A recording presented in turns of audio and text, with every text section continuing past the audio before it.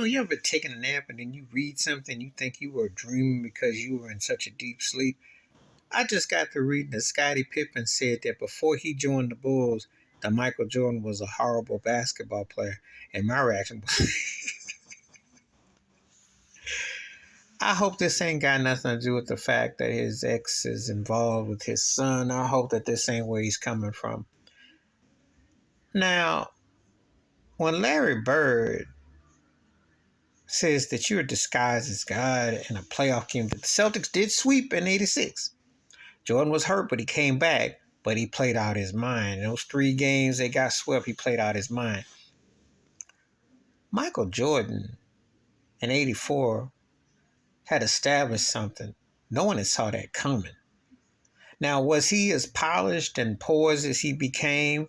Because at that time they said 2 things: a shooting guard, a 6'6" or what have you, and a guy who on scoring titles couldn't win chips.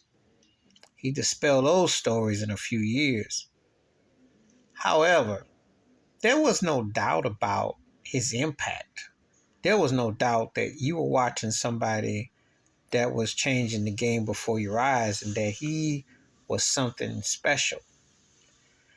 Now, granted, that Bulls team wasn't much to write home about when he first got there overall. They were going to be a first round casualty. They were going to be a lower tier seed. However, to say that the guy didn't have, that he was horrible is an insult.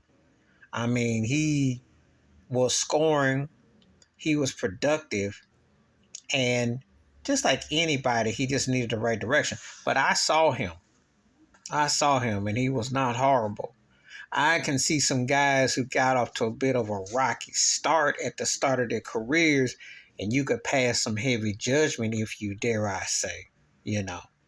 Like I'll tell you, the late great Kobe Bryant, he wasn't that memorable when he had that All-Star game and he had some moments.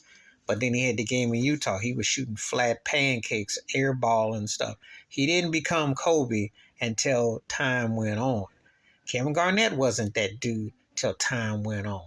When he came out of high school, he took a minute to get it together. Tracy McGrady wasn't that dude off the word jump. Very few are. But when you say horrible, you got to almost say like you just don't belong. And I don't think nobody would ever get Michael Jordan mixed up with Adam Morrison.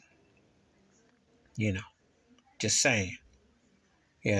So that's a bit strong term, especially for a guy who, at that time when the East was hecka competitive, because I remember, you had the Milwaukee Bucks who didn't win, but they were like a team that could beat you up. The Pacers was on the come up, the Pistons, of course. The Celtics were in their own class, the Sixers. I mean, come on now.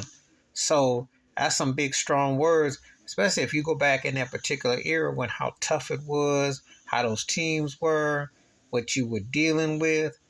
I wouldn't use the word horrible, and I wouldn't associate that with Michael Jordan. There's nothing about his career that's ever been horrible. Now you could say his Washington Wizard years were kind of average, even though he had some moments. He had some highlights. He was pretty good in some spots, average in others. He obviously wasn't the same player by then, but he wasn't horrible. In the start of his career, before Pippen got there, he wasn't horrible. He just needed the right coach and the right seasoning, and obviously the teammates. You're not going to look like a stud and do much if you don't have the right pieces around you. That just goes with common sense. But you put anybody in the right situation, all those things factor in. So Scottie is tripping, because I'll go on record and say that, hey, he would have still been an all-star and been something with or without Pippen. They would have found a way to him. He would have won a ring or something. I don't know what Scottie Pippen's career would have been like without Michael Jordan. I don't think he would have been horrible, but I think he would have kind of almost been kind of like on the Lamar Odom's tip, a guy who's got skills, but if he didn't get the right situation, he might be a third slot. That's just the reality, even though he has the defensibility and the capability and versatility, but he, some of those cats don't play out too well, so they have to play with a top tier, big dog, alpha to get there. So Scotty's tripping, but he's comical. And I do appreciate a good laugh when I had just woke up from a nap, when I had that one flash before me, because I thought it was a joke. I'm like, what is this turkey saying now? And I do give Scotty his due. He's one of the 75 greatest players, but he ain't on the high end. He's on the lower end of it. But I do give him his due. Unlike some people who don't think he belong at all, and they just think he rode Jordan's coattails, and they would laugh this one out of a room and say, "You got to be out your natural crackhead mind," because between his ex-wife and the twist in his head or whatever he's snorting and cracking on, he's become a comedian, and this ain't a good look. But now, Michael Jordan, 86 playoffs against Boston alone, I say you own triple crack to make this remark, Scottie Pippen, because that dude was raw. He was raw, but he was putting up numbers. But he was look at what he had to work with.